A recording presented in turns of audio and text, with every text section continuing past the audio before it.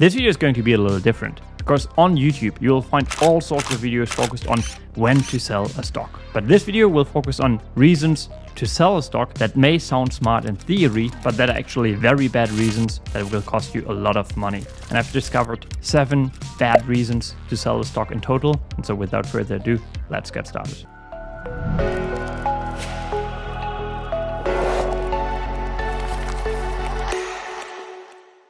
Alright, hey there, my name is René Zellman, and first of all, let me stress why talking about what we are about to talk about today is so important. I think especially if you are new to investing, you will realize that buying the right securities, quote unquote, buying right, is incredibly important if you want to do well in the world of stocks. But there are many other elements, especially related to an area called portfolio management, that are very important and that are going to drive your overall performance. For example, position sizing is incredibly important. Let's say you find an incredibly attractive investment opportunity, but you only allocate maybe 1% of your total portfolio to that stock. Well, if that stock doubles, it will not have a meaningful impact on your overall portfolio value. And I think similarly, the art of selling, when to sell stocks, when not to sell them, is equally important and will also be a major driver of your long-term performance. Yeah, and with that out of the way, let me maybe have another sip of my coffee and then we get started. All right, the first reason that I think is a bad reason to sell a stock is to lock in profits. There's this famous saying on Wall Street that nobody ever lost money taking a profit. And while this may make sense intuitively, I think it's one of the worst mantras that is out there on Wall Street. Because of course, when you lock in a profit, you are not going to lose money. Let's say you buy a stock. The stock goes up, I don't know, 20, 30, 40%, and you lock in the profit, regardless of the underlying development of the business. Well, what if that stock then continues to rise over the next couple of years or maybe even decades, and at some point is up 1,000%, maybe 2,000%. Well, locking in the profit turned out to be a very costly mistake. So it's always about opportunity cost, and just selling a stock to lock in a profit is just a terrible idea. You have to realize that the majority of your overall long-term performance will very likely only be driven by a handful of stocks, very few in your portfolio, depending on how concentrated you are. The Apples, the Amazons, the Netflix, the Evolution Gamings, Constellation Software, so stocks that go up 10x and more, they will make up for a lot of your mistakes. So it's important to stick to them and not to sell them just to quote unquote lock in a profit. All right, this brings me to the second poor reason to sell a stock. And that's selling a stock because the underlying business had a bad quarter. What you have to realize is that in theory, the intrinsic value of a stock is the value of all future cash flows, discounted back to present value at an appropriate discount rate. And if you think about stocks this way, you will realize that the cash produced in a single quarter will be quite insignificant. Oftentimes, the cash produced in a single quarter will represent less than 1% of the actual intrinsic value of that business. That is something that I actually visualized in the chart that I'm going to show you on screen. And I regularly post this on Twitter just to remind people to not be obsessed about the short-term performance of a business. So what I would encourage you to do is, well, when a company has a bad quarter, you obviously have to track that position maybe a little more closely in the subsequent quarters. But always consider what is the long-term outlook of that business. Consider Netflix, for example, as a prominent example. Netflix stock, I don't know, it was cut in half. No, it was down more. It was down 75% from peak to trough, I think, mainly because they saw a slowdown in subscribers. And while Netflix did experience a slowdown over, I think, even more than a quarter, 2 or 3 quarters, right now, the business is running on full steam, increasing its subscriber count at a rate similar to before the slowdown. And I guess the competitive position of Netflix is better than ever. All right, the third bad reason to sell a stock is selling a stock because a quote-unquote guru sold the stock. Now, generally speaking, I think tracking what some very well-known investors who run a similar philosophy and a similar investing strategy as you do is not a bad idea. So I certainly have more than 10 quote-unquote gurus whose buy and sell decisions I track regularly every quarter, basically. And while I do think that tracking what they are doing is a great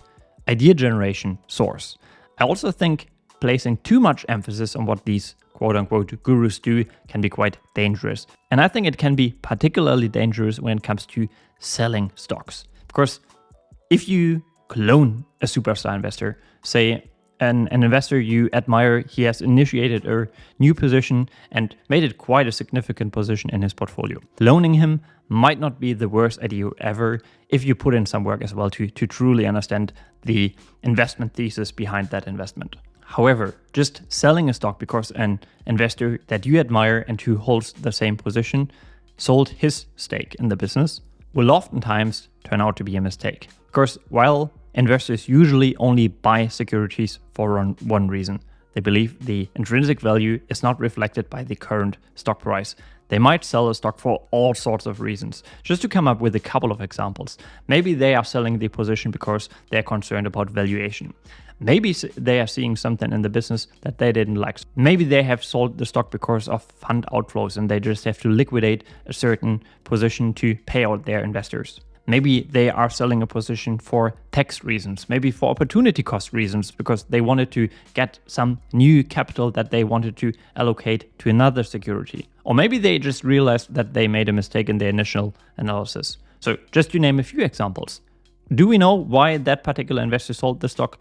No, we don't. Which is why just copying the decision can be so dangerous. Maybe the investor has very good reasons to sell the stock, maybe he has not. And again, just to provide one example here, the other day I was reading a fund letter, and in it the fund manager was sharing that he was selling the stock of Expel. I think that's how you pronounce the business's name. And he said that he was quite lucky with his timing because apparently like a few weeks after selling the position for valuation reasons, there was a short report and the stock actually dropped quite sharply, which gave him the opportunity to buy the stock again.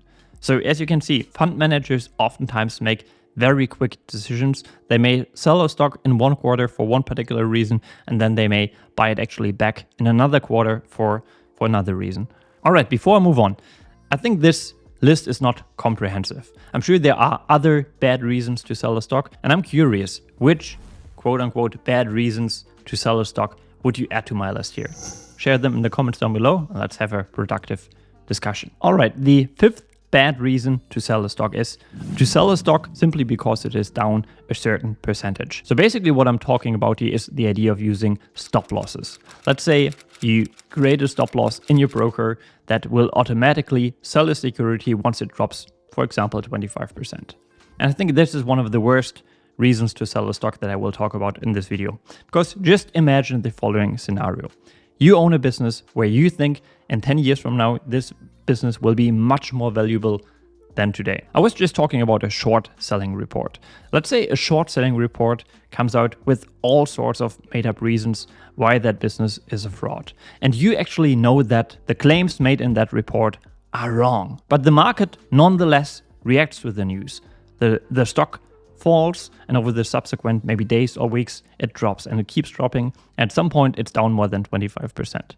Well, your stockbroker will just sell that stock, regardless of where that business will be 10 years from now. And in the beginning of the video, we talked about how costly it can be to miss out on these long-term winners. So obviously, just selling a stock because it is down a certain percentage number is a bad idea as well. Okay, then the next point I want to talk about is the idea of, well, I found another idea that I find more exciting.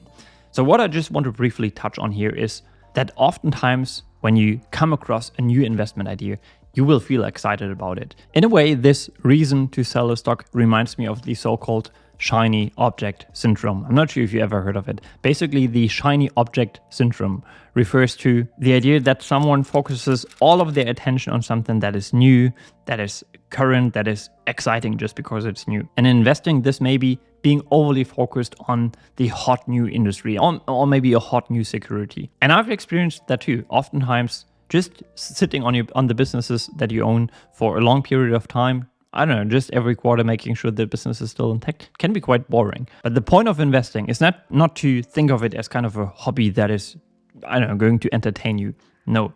Investing is actually supposed to be boring. And if you want entertainment, you should go elsewhere, go to a casino, go on the golf court, I don't know, play table tennis with your friends, whatever. So I have definitely experienced this before myself, but I think it's important to be aware of the fact that new things will excite you. And it's okay to look at new businesses, but just selling a stock because it kind of bores you is a bad idea. All right, we've got two more bad reasons to sell a stock to talk about. And the next one is to sell a stock because the stock price isn't moving. and the stock prices of others are. And I think this is a common reason why people sell stocks.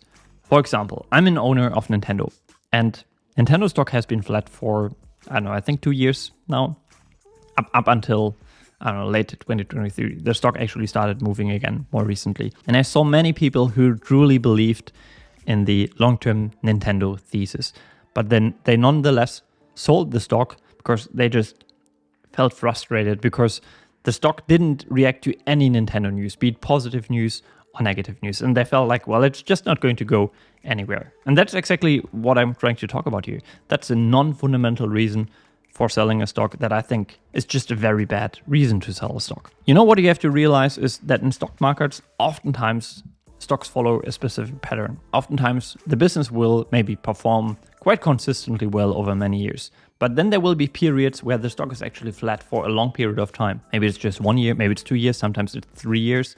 And then all of a sudden there will be some kind of catalyst, I will say, which will then drive the stock price higher and meaningfully higher within a relatively short period of time. And obviously you cannot time this. So I can only encourage you to sit through these periods of flat returns that basically every long-term compounder has gone through. Just take a look at Apple. There will be multi-year periods where Apple stock has gone absolutely nowhere. The same is true for Netflix. Just look at Meta. Meta stock at the bottom of 2022 was trading at a price that was lower than, I think, the high reached, I don't know, maybe 6 or 7 years prior. And this can be frustrating, and I can see why, but it's a very bad reason to sell a stock. Okay, so reason number 7 that is a bad reason to sell a stock is a new management team. And to be fair, I think this one, out of all of the reasons that I discussed in this video, is maybe the most controversial one. Because let's say there is the announcement of a new management team at a company. Obviously, this is news related to the fundamentals of the business. And oftentimes, a management change represents a risk. Because obviously, the management team will be one of the key pillars, or I should say, should be one of the key pillars of your investment thesis. And if there is a change, obviously, there comes a risk with it because you have owned the stock because you did believe in the management team in the past. And now you might not know much about the new management team and to what extent they can keep up with the successful execution of the prior team. But just selling a stock based on the announcement of a new management team, I think is an overreaction. I think if the new management team and the names and their background and their experience makes some sense, you definitely have to give them the benefit of the doubt. You want to track how they perform as corporate leaders. And if you come to the conclusion after 2, 3 or 4 quarters that they are not a management team that you want to partner with, maybe because they are not as honest as you would like them to be, maybe they are not as laser focused on the long-term trajectory of the business, maybe they are overly focused on how they are portrayed by the media or whatever. Well, if you come to that conclusion after they have been in place for quite some time, fair, sell the stock. But just selling them at the announcement is usually an overreaction in my opinion. And let me know what you think. I think this is kind of a controversial one, and I could see why you take a different perspective here. All right, that's it. Once again, share your quote-unquote poor reasons to sell a stock in the comments down below. I'll talk to you in one of my next videos. Take care.